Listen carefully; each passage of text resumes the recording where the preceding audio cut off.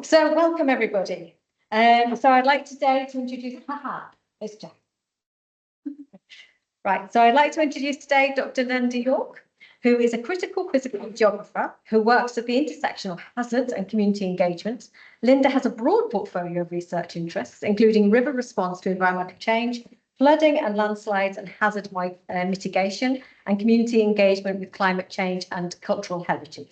She is also a key voice and advocate for inclusion and accessibility in fieldwork in geosciences. And today's talk is on lessons from 10 years of climate action in Wales. And I will put the publications up on the Okay, awesome. So thank you. So I'm going to keep my screen off for the moment, but hopefully my slides are presenting to everybody who's out there in the online verse. So yeah, so thanks very much for asking me to do this, Karina. And I'm not going to claim all the credit for this. This is a team effort. It's a plot collaboration, as I've named it. But it was between myself, Thanasis, Sonia, Karina, Sarah, and Georgina. So this is, let's say, I'm presenting, but this is very much related to work that we've done that was enabled through the plot group. So yeah, I've called it Lessons from 10 Years of Climate Actions in Wales, and it is related to a couple of publications that we've had come out. I kind of feel like I'm giving a paper, which is sort of slightly unusual for me, but mostly I'll just be winging it. But let's just sort of crack on and kind of see where we're at. I knew this was going to... Why does it not work, Karina? What's that? Okay, it didn't want to change. Okay, so effectively, like Karina sort of introduced, obviously I'm really working I'm really interested in community engagement, and I'm particularly interested in climate change. And obviously what happened through the plot group is it came together with the my other co-conspirators or co-collaborators to really think about climate change. And we come from obviously slightly different disciplines, but really we're interested in thinking about climate change and how that kind of requires political action and effective public engagement. And what's really nice about Wales, and I think why we particularly focused on Wales, is because we are a devolved government, and we've actually seen that they've taken proactive and leading stance on climate action over the last 10 years.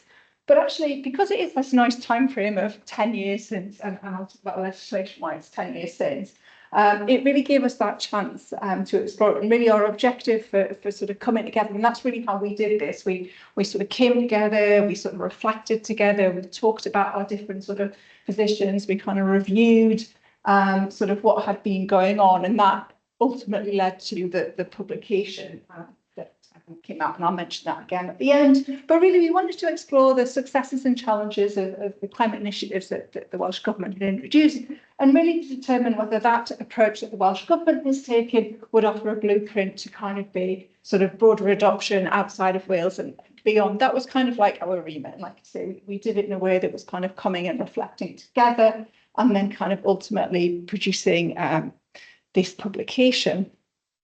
So I'm just going to work through my plan for the session and do an outline per se, but really is to think about it from the Welsh Government perspective in terms of what was driving their agenda and why, what they've set in place, but also thinking about what's been done from a more community perspective and coming through to actually where there are challenges and potential setbacks that we've seen. And then right at the end, what I'm going to do is kind of finish off with a couple of the lessons that we think can be taken forward, but also I hope it'll be a stepping off point for discussion at the end, thinking about actually whether, we can adopt it more widely and whether we are ready to roll it out as a blueprint for future adoption elsewhere. So I think, climate change is that kind of global aspiration, but really to get action, it really needs to be that locally driven action. And the Welsh Government really recognised that this was, a fundamental challenge that, how do you take, the Paris Agreement and translate that to something that's tangible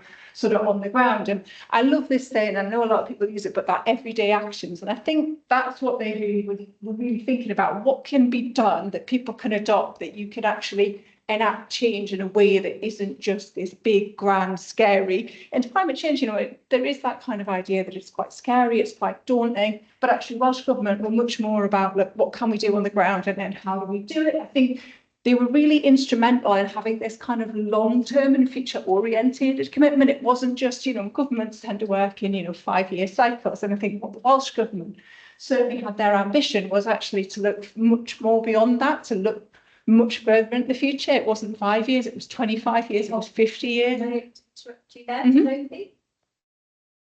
Oh, hi, Lynda. Sorry to interrupt, but the slides aren't moving for us at home, so we can move them ourselves.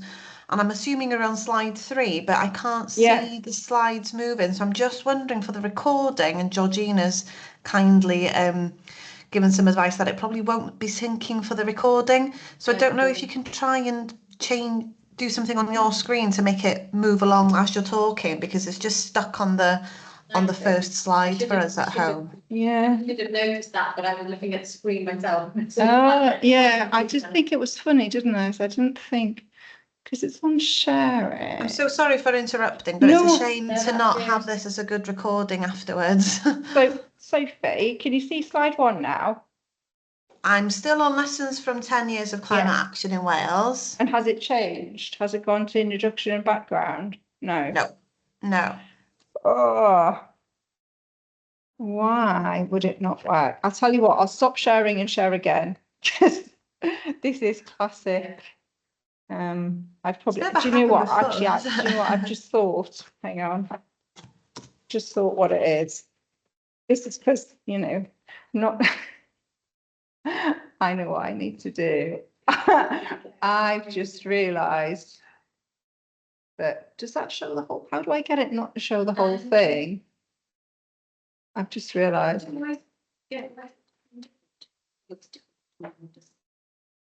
Actions, height. There, yeah, you got it. Has that changed it? Yeah. It has. Sorry, do you know what I did? I was presenting in PowerPoint and I forgot we were in Teams. That's because I'm in a physical space. No, it's just, it would be such a shame for the recording not to pick up as you're talking along. So that's great. Thanks ever so much, and sorry for interrupting. Thanks, Sophie. Apologies to everybody watching online. Okay, where are we up to? Yeah, okay, so what was I saying? Yeah, so the Welsh Government were really good at sort of looking at this kind of much more future oriented, thinking about the sort of the long view. And actually what they really sort of said was, we need to integrate, we need to involve, we need to collaborate, and really not just work in an isolation. And I think, again, the Welsh Government were much more about thinking about this as a transformative action and to get, transformation, like say, you can't sort of think of things in isolation. So that really led to this kind of pioneering legislation. So in 2015, the Welsh Government or the Welsh Assembly, the National Assembly for Wales as was, introduced the Wellbeing of Future Generations Act, and that was this holistic sort of legislation. It was about enshrining the 17 Sustainable Development Goals into law.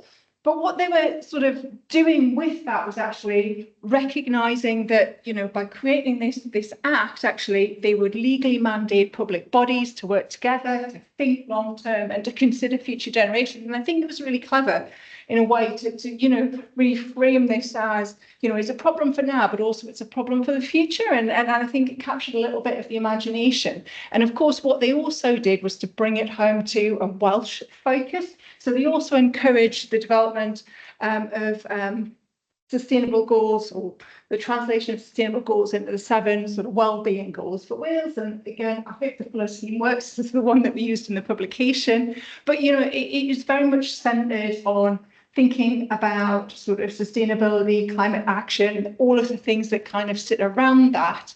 In terms of a Welsh perspective. So, a globally responsive Wales, a Wales of, cohesive communities, thinking about how important the Welsh language is, thinking about Wales as a resilient community, a healthier Wales, all of these things kind of are interconnected with climate change. And I think, it's quite easy to think of climate change as just sitting, it sits astride of all of this. But actually, I think these 7 sort of well-being goals were a really way of capturing the imagination, but also sort of capturing more widely those kind of sustainable development goals that we've all heard about, but actually how do you really action them on the ground? You know, it's not just a matter of creating a badge and saying we do this.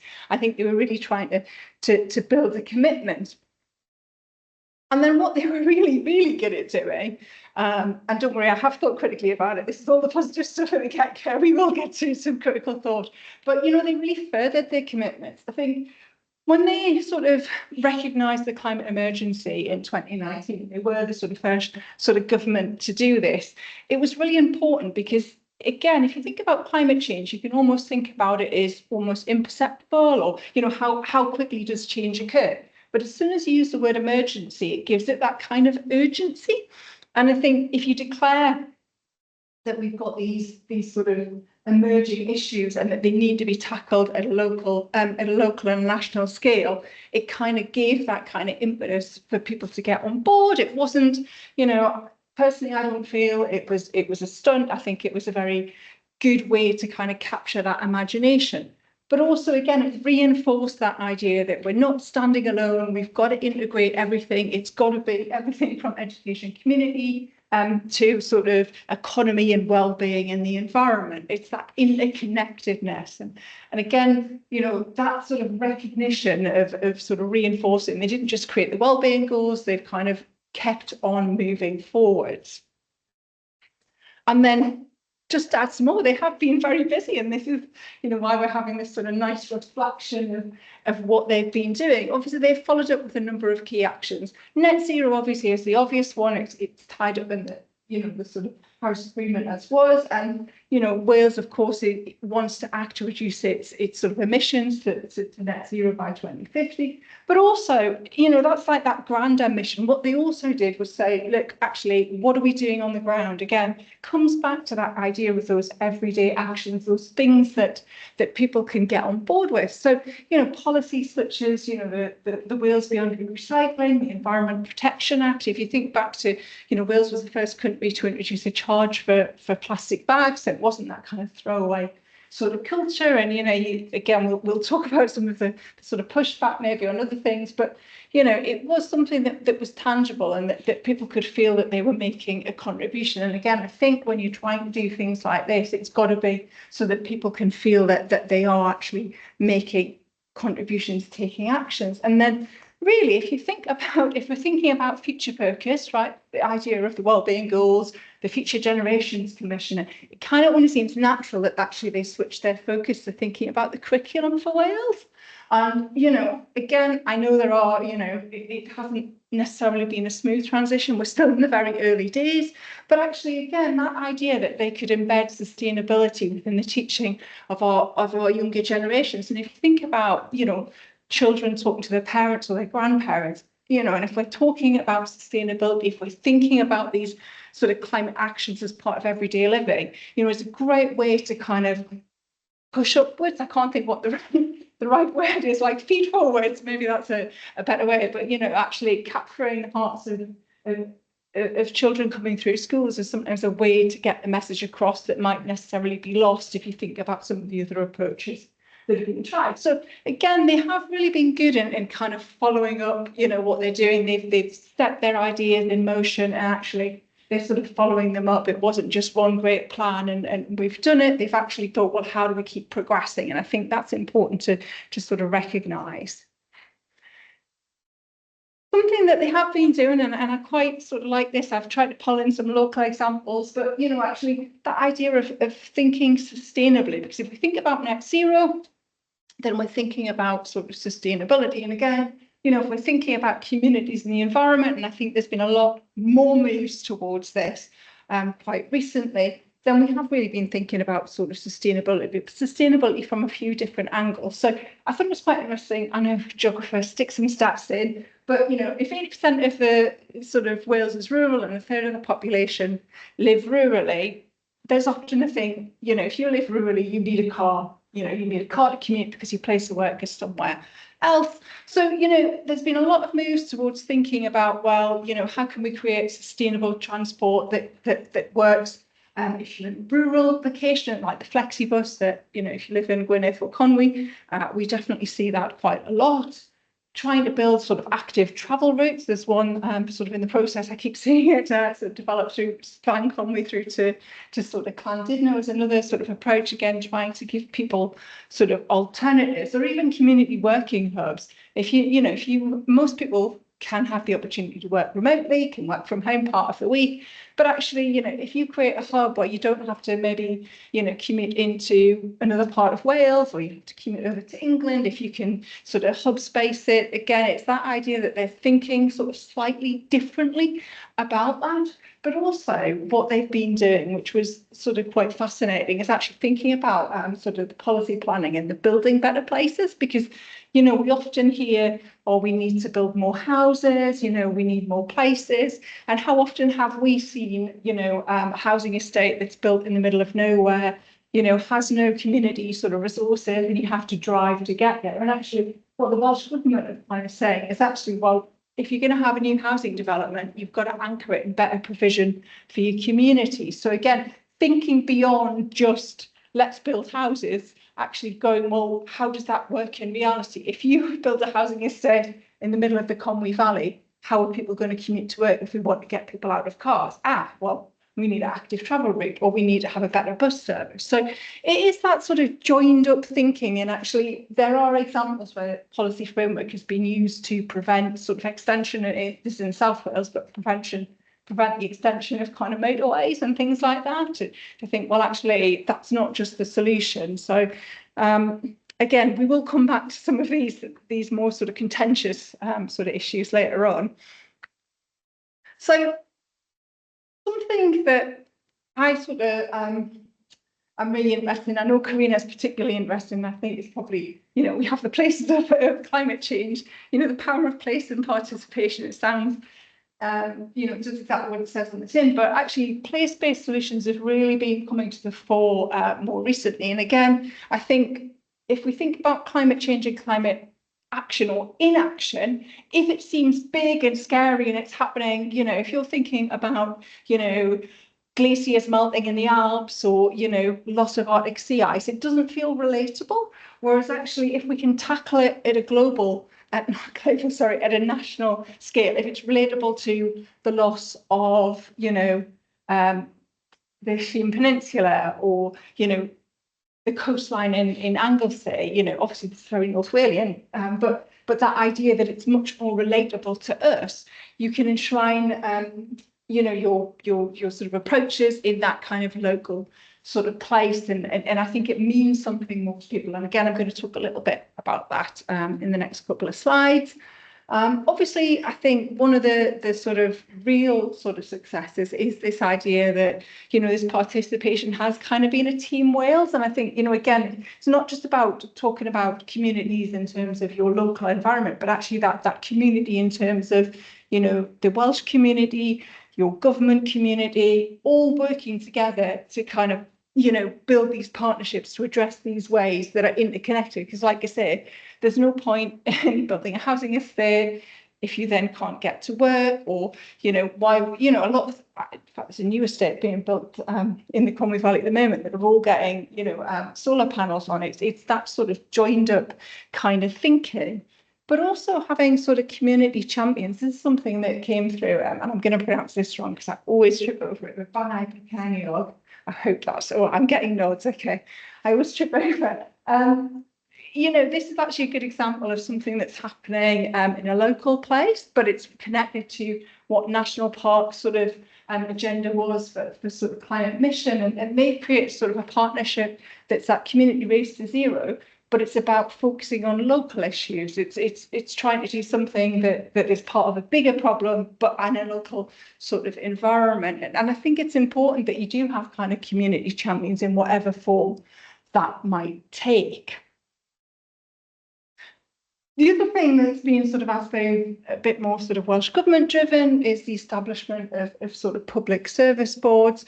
And again, this was obviously sort of mandated through the sort of Future Generations kind of Act again, but getting, different organisations, because you know, if you think about how sometimes it's hard in a university to talk to different parts of the university, just magnify that up to think about how hard it is to get different parts of community actors to sort of work together. But that idea that you create these public service boards, and actually through that you then think about sort of things like the local wellbeing plans. There's good examples, you can look at them online, you know, there's one for Gwynedd, there's one for Conwy, there's one for most, I think, all places now, all sort of county areas have got these across Wales. But again, you know, the idea that if you think about climate change, actually thinking about well-being, you're thinking about how that affects people, and that idea of framing things around things that are relatable. So again, climate change can seem unrelated, disconnected to us, whereas actually if you relate it to things that personally affect us, and actually in a way, this is a quote, you know, personal engagement through their emotional responses, yeah, you know, actually, you know, trying to bring people in. Not, I do think there is a lot of climate doomerism around, and I think that doesn't help when we're trying to engage with communities, and I think that is sort of recognised. But that kind of climate hopefulness, and that actually you can bring people in by things that are relatable to them. And what really sort of has been happening, and again, we'll have a little more think about this later on, there has been a shift in terms of how we engage with, you know, the public, for want of a better word. You know, how do you get people on board?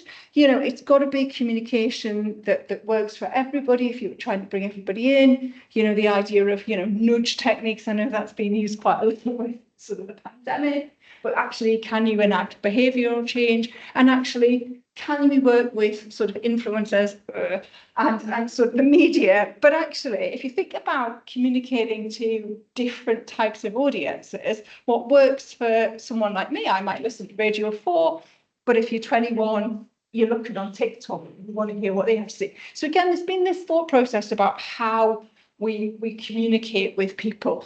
I mean, there are examples. I just popped the YouTube video sort of in there. This is an example of say Welsh government thinking about health and climate, but actually that's only had 275 hits. So, you know, that's actually quite low if you're thinking about communicating with the publics. There is obviously work to be done, but at least they've thought about the fact that they need to use different media in order to communicate and build in that kind of participatory approach. One of the things I just want to sort of bring in, you know, that idea that community engagement is crucial. Obviously, that's something that I've been involved with through some of the other projects I've been sort of working on, which is sort of the images from some of the things that I've done. But I think it's really important, and that idea that you need to actively listen to and involve stakeholders. And I think personally, and when we were having conversations when we were kind of putting this together, you know, what you tend to find is a lot of climate change sort of communication is very much, I'm the expert and I'm talking to you, or I'm talking at you and I'm not listening to what you have to say. And I think that's one of the keys to success, is actually trying to actively listen to what's going on, but also that idea of that hyperlocal, like those examples I was giving. You know, if you realise that the coastal path that you always walked along as a child, you know, that sort of intangible heritage is going to be lost because of, you know, increased storminess and, you know, sea level rise. That kind of is something that's personally relatable. And again, it's that idea of capturing those emotions that kind of bring people in. And then I just wanted to sort of pop a quote from the sort of Future Generations Commissioner. You know, it's interesting, you know, I hear consistently from communities that want to be empowered to act on things that matter to them most, and climate change is up there at the top. And I think that's true from the people that he will engage with. Again, I'm going to talk about why we don't get complete engagement, but it is important. He is listening. He's recognising that these are issues. But again, who is he talking to and who is he hearing from? So that idea of listening, not telling, I think, is something that is important. It is about working together and communication strategies. So this is just an example from some other work that I did separate to this project that was about community engagement and capturing sort of different people's views on sort of basically climate change and sea level change, but that sort of idea of using different kinds of tools, storytelling can be quite a powerful tool. And I think actually, particularly in Wales, we've got these great historical stories, of which some I have no doubt are very much connected to sort of the natural kind of environmental change. And I'm not sure I'm going to give away all my ideas now, but that idea that, you know, we should be thinking about maybe how we could use those in a way to help think about climate change going forward, but also the idea of kind of those emotional, those very personal kind of narratives. Because again, if you want to bring people on board, is it not about how they feel and see climate change in a way that's relatable? You know, messaging is really important. And again, we're sort of thinking too politically. Think about what's going on politically. Who grabs all the news headlines, right? Which political party is grabbing them at the moment? It's because their messages are very simple. Whereas maybe, you know, when we think from the more science perspective, we want to get the information right, but it doesn't resonate with the populace. So we've got to think about ways that might better capture that engagement, and actually what better than actually coming from the community itself. So, you know, it is good about that idea. Let's listen, don't tell, and engage diverse communities and people in these decision-making processes. There are a number of great examples, grassroots initiatives. So Gwesney is very locally based to us, and they do some fantastic things. They're using workshops, participatory climate assemblies. You know, they're working with school children to kind of look at developing local action plans. And then, I was going to say that wrong, Eggin, sorry. So that's based down in South Wales, are actually offering peer mentor support. And again, if you think about it, if we're asking people to enact change, and that's what Welsh Government is kind of doing, actually you need networks to support people. You can't just hope that it's going to occur sort of organically. So actually having opportunities to do it, but also I quite like their infographic, you know, what does community action look like? Again, it's about trying to relate something that might seem intangible into a tangible sort of action, that it is something that anybody can do. Again, it's not this idea of, you know, geoengineering the Arctic, which has been in the news just recently. Not a good idea. But that idea that we can do something that's really small scale, but will have an impact. There are, of course, challenges and setbacks. Like I say, it hasn't all been smooth running. I sound like, you know, we're being very positive, and I think that's great, but also we have to critically reflect on this. So obviously there has been inconsistent implementation sort of across Wales. It's been patchy. It has varying sort of what you call it, engagement.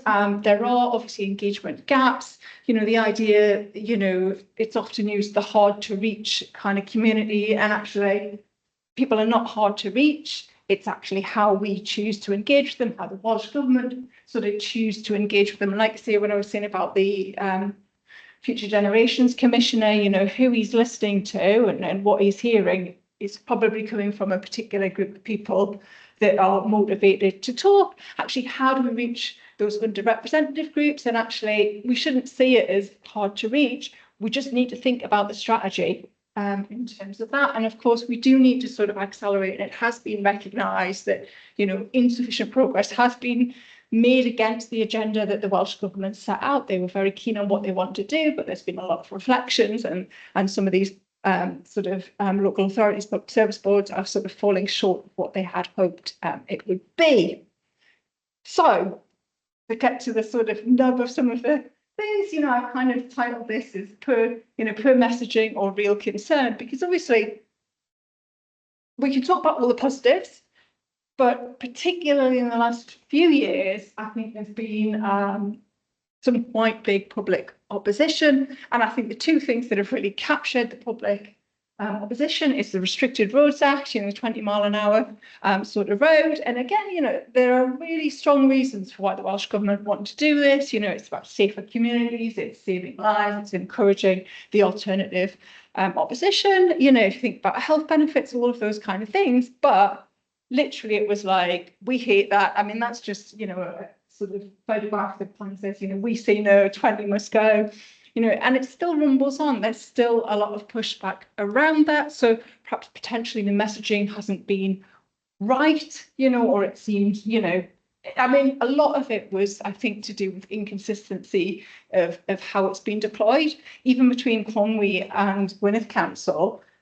Some roads are 20, some roads are 30, and I can't tell the difference. And I think that doesn't help when you're trying to have a rollout and get people on board. Things need to be done consistently, because then it leaves it open for pushback. And then the sustainable sort of farming scheme, you know, the No Farms, No Food, No Future has been particularly problematic. That is still ongoing. But, you know, this idea that farms would, you know, plant 10% with trees, and you know, in theory, it should be in the bits of land that aren't sort of productive agricultural land, because it's about thinking about maybe addressing some of the bigger issues. But again, if you're not talking with the farmers, if you're not listening to their concerns, if you're not doing it in a way that is kind of co-partnering, you're going to get pushback, because it feels like you are taking food, land out of productive use. So although they have these ideas, it's not necessarily being translated into actions. And this is probably, I think, these two will probably, think about it, the two big issues at the moment that Welsh Government are dealing with. They've got their overarching idea of what they want to do, but there's been a real concern. So is that poor messaging? I think a lot of it is, but also, are they listening as well? And like I say, listening, not telling, is quite important. So just to kind of bring us right up to sort of the end. So basically, with the research that we did and the reflections, we came up with kind of a number of lessons in terms of sort of what we can do. I apologise that the next 3 slides are quite text heavy. I just sort of popped in the sort of lessons, but I think, you know, legislating for the future is really important, and I think that's what Welsh Government did. And if we're thinking about taking it forward, that's great. I think embracing, you know, those place-based solutions, because again, it's better if it's tailored to local environments. And I think if you can empower local communities, then you're going to foster greater ownership. Actually think about sort of the meaningful engagement, prioritise that. Again, so not talking at communities, but actively listening to concerns, adapting policies based on feedback, you know, think about how you better communicate, you know, all of those things engenders kind of buy-in, but also thinking about the challenges sensitively. Like I say, the 20-mile-an-hour speed limit, the sustainable farming has been, you know, really criticised, and there's been a lot of pushback, but actually thinking about maybe what you can and cannot do. And in a way, if you declare the climate emergency, right, you do want a sense of urgency, but also I think maybe recognising that not everybody can act in that way, you know, that it feels too quick. You know, people really, you know, think about how long things do take to change. Changing it overnight, even though there was messaging around it, was too quick for people, and they still don't understand the reasoning behind it. So think sensitively about those issues. And then, you know, I think this is quite a good one, you know, recognise progress is ongoing. Like I say, you know, what Wales have done in the last 10 years is really interesting, but actually it's by no means, you know, their end point. Change and progress is ongoing. There is a continuous effort. It is about communication strategies. It is about addressing, you know, challenges, and challenges will change as we move forward in time. They will evolve. Some will escalate quicker than others. So can we have a UK-wide rollout? Well, I think if we reflect on where Welsh Government has been, I think there is tangible progress, but it is insufficient, and obviously rollout has been sort of patchy. I think they are learning from some of their experiences. They are sort of starting to consult, to listen, I think, more widely. And then, of course, you know, what Welsh Government has been good is, you know, that emphasis on the alignment of climate actions across all of these different, if we think about the economy, the communities, education, healthcare, well-being, you know, they've really tried to do that. So actually, if we're thinking about a UK-wide rollout, then, you know, I think there is a footprint of which can be sort of rolled forward. So kind of, I suppose, what next? Well, obviously, you know, we've acknowledged that there are challenges. It does need a strong political commitment. And again, without wanting to get too political, things are possibly in a flux, and it would be interesting to see what happens next year in local Welsh Government elections. But actually what Welsh Government has been really good at the moment is being able to differentiate what we've done in Wales compared to what the rest of the UK were doing. It really has had this leading role and has kind of set kind of a footprint. And I think what will be sort of interesting to see is, you know, at the moment we have a Westminster-based Labour government, we have a Welsh Government Labour government. Will there be greater alignment? Will this make it easier to roll out, or actually, you know, will it be harder for Wales to differentiate itself? Should Wales even care, as long as we're moving forward in a way that works for the people of Wales? So that brings me nicely to the end. So I just want to say thanks for listening. I just popped up a couple of the papers. The sort of main one is that everyone's talked about climate change actions, and then we kind of translated it into a blog so it was more accessible. And then that was just some of the work that Reno and Yorke is just some of the work. But yeah, thank you very much. After a bumpy start. Thank you, Lynda. That's brilliant. Does anybody else want to?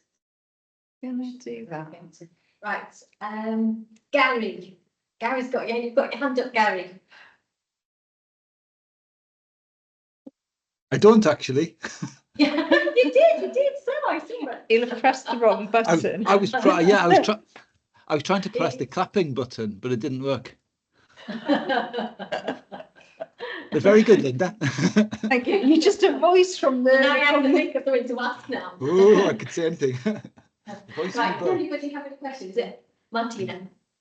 So you talked about, thanks for summarising this, then you talked about progress made in Wales, but in terms of tangible, actually impact on the issue of climate change, do we see any impact? Do we see any changes that, you know, small, and it always is a big question, small action seems nice, and we all like to recycle, we all need, you know, like to feel like good about doing certain things, but does it actually make any difference in the grand scheme of things? I think at the moment the answer is no. I think if we weren't doing it, it would be worse. But it is almost that sort of, it's almost imperceptible.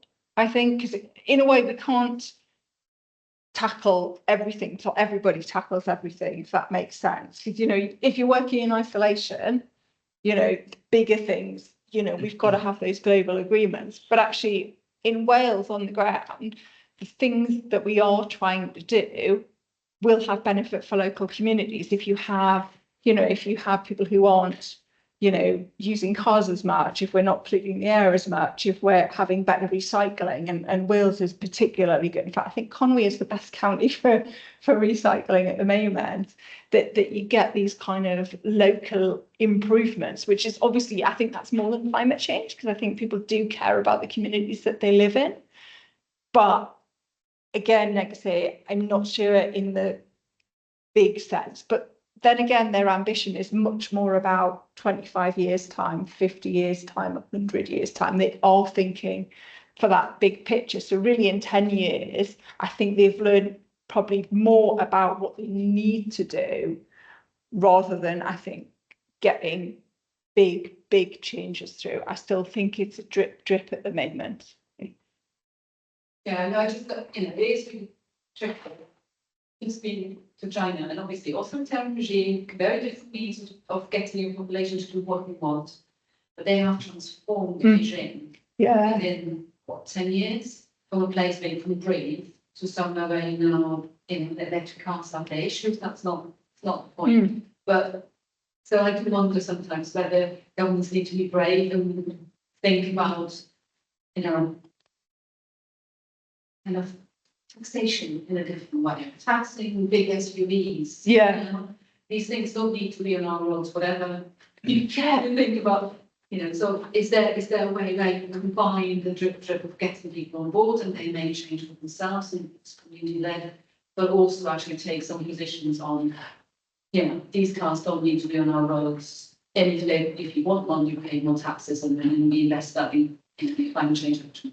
Yeah, no, I totally agree with that. No, I do. I think it's like you say, it's kind of, it's almost joining up the different loops again, isn't it? So you kind of close the circle because you say, okay, we'll create an active travel loop, but you know, people who drive mega SUVs and like these, have you seen all the big American trucks that are on the road at the moment? I'm like, they're as big as me. I think, God, if they hit me, I'd be dead. So I'm more thoughts on it. But that idea that you know, could we think of a more progressive way? And it's sort of like, I think, I don't know, this is the personal thing, but whether politically we're more worried about seeming authoritarian in terms of how we approach it. So it does become this kind of nudge and the drip drip, whereas actually, could we be bolder? And the answer is yes. But also, I wonder about the sort of, you know, like say, think about what apparently the British press think is the biggest issue in the UK. It's like, you know, the small boats, which, yeah, I'm not going to get, you know, I don't want to get drawn into that, but that idea that we seem to have our eye on the wrong ball. But if you think of the messaging of COVID, how globally it's an emergency, and an emergency actually took place. Yeah. And we're on board. it was Even almost though- authoritarian, Yeah. but not, But it was, but this is an emergency, just as much of an emergency, or even more, it's a more emergency. Yeah. planetary. yeah, But if the governments aren't acting, I think what's happening globally is really significant, but it's small scale until that Yeah. critical mass is felt. But it needs to be structural from above, so that the messaging from above, this is urgent, we're doing it together, or we've got to do it, and then that messaging to bring people in. There's even solar things that were in the air source or the heat will really help the lower income people who are the biggest emitters and contributors to climate change massively. But even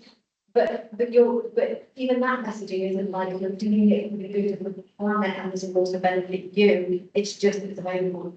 It's kind of weak, isn't it? Sorry. no, I think that is really, because it's about you kind of have all these small community actions and it means something to the community, or you, but actually you're right, a lot of people are like, that's not my problem. And I think some of the things, you know, there are, you know, on the ground issues that people, you know, if you think about cost of living and things like that, then, you know, is being more sustainable, more green. You know, think about buying an electric car versus, you know, a second-hand old diesel. You know, the cost is unimaginable if you're on low income, you know, or you've got to think about, you know, food and heating and you know, again, it's like, it almost is too big, but you're right to tackle it. And I have heard really good things about what China have been doing in terms of like their streets ahead of where we are, you know, and actually I'd almost like to see a green revolution. Like, why aren't we investing in all the green tech? And we're just, you know, having comments like, let's drill But they more are sea again. Jeffrey and I supervised somebody. Mm. They are. They're not on the ground, so they're looking more coal plants in the countries. Oh yeah. Mining. So then the perception is it's going extremely green, and in one sense they're going ahead again. And in others, they're actually exporting into US resources and planning in, but it just doesn't look as if it's their footprint, but it is. But it is interesting because whilst there, and that's absolutely true, but in battery development, for example, you know, one of the biggest problems is all the electric cars, at some point, we just sat there with batteries that we can't do anything with, we can't recycle. People are scraping minerals out of the ground in order to build batteries. But they have actually, because they invested in it, there's new, what is it? It's based on what you have in pencils. Lead, No. graphite. Graphite. So, Graphite. So they've now just invented a new graphite battery. And you know, so you can see developments, but you only get this, and Europe and UK are completely behind in this space. You only get this developments if you invest in that technology. People get better and better, and you get better batteries that are not depending on the minerals that you have to get from. You know, so, but it's just sometimes, you know, I don't think we've got the momentum in politics at all in the world to do something about the fact that we all, you know, obsessed with cars, big cars, the bigger the better. yeah, I do really feel like there's been a massive expansion of like really big American sized trucks on the road. Like, and just even like thinking about 20 mile an hour and sort of, you know, just like if you got hit by them, like literally I was standing next to it and I just thought all of me from my head downwards would be like destroyed because they're so big. And yeah, again, like we're talking about adaptation, and then we've still got this materiality and this kind of what's it, capitalism. You can tell I'm obsessed with this. You've always been cycling and walking to work, but you've got really inept active travel plans. So you've got people building cycle paths that are unusable. Yeah. And you're like, well, and the amount of actual energy that goes into creating these spaces and then putting people off. And there, again, we need oversight, we need some direction. If you let the communities do it themselves, they come up with stuff like you've seen around the hospital, which is complete self. Oh, I haven't seen that yet. It's a shared cycle path between pedestrians and cyclists. Right. Make the road narrower. I don't think There's shared works. schools around there, so it doesn't work. So the cyclists are now on the road, you know, Yeah. looking at the traffic. It's complete. Yeah, I never think shared ones work because you've got two different speeds. And because they have that along all the front at Colwyn to Conway, but I don't like because, like, you know what I mean? You need because cyclists go at a particular speed, pedestrians go at a speed, and cars go at, and they're all different speeds, and they shouldn't be intertwining. Elizabeth, just before we go, is there any questions from anybody online just before we go? Because we've run out of time. Any quick question? No? In that case, I'm going to stop recording. Thank you everybody for attending here and online. And see you next time. Okay, thank you. Bye. Thanks, Karina.